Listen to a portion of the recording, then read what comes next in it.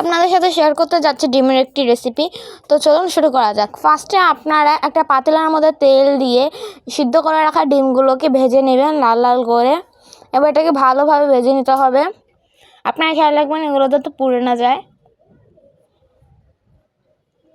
এবার এটাকে দেখতেই পাচ্ছেন কীভাবে ভাজতে হবে। ভাজা শেষ হয়ে গেলে এটাকে কিন্তু উঠিয়ে নিতে হবে।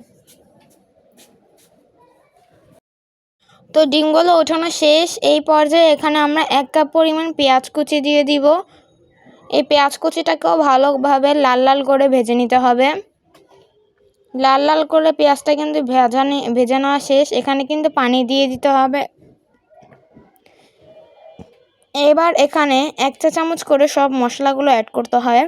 এখানে 1 চা চামচ হলুদের গুঁড়া, 1 চা চামচ মরিচের গুঁড়া এবং একটুখানি আদা রসুন বাটা দিয়ে ভালোভাবে কিন্তু এটাকে কষিয়ে নিতে হবে। দেখতেই পাচ্ছেন আমার মশলা দেওয়া শেষ। এবার এখানে আমরা ভালোভাবে কষিয়ে নিব।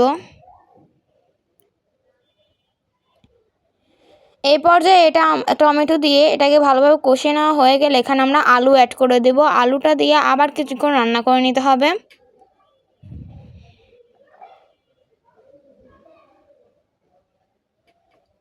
আলু দিয়ে কিছুক্ষণ রান্না করার পর দেখতেই পাচ্ছেন এটার কালারটা কি সুন্দর হয়েছে।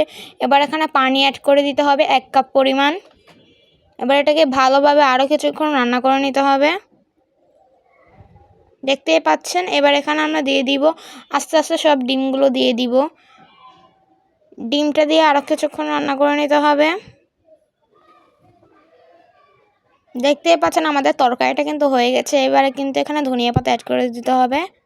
আমি বলবো যারা আমাদের ভিডিওর এতটুকু পর্যন্ত এসেছেন তাদেরকে অসংখ্য ধন্যবাদ। চ্যানেল নতুন হয়ে থাকলে সাবস্ক্রাইব করে দেবেন এবং ভিডিওটি ভালো লাগলে লাইক করে পাশে থাকুন।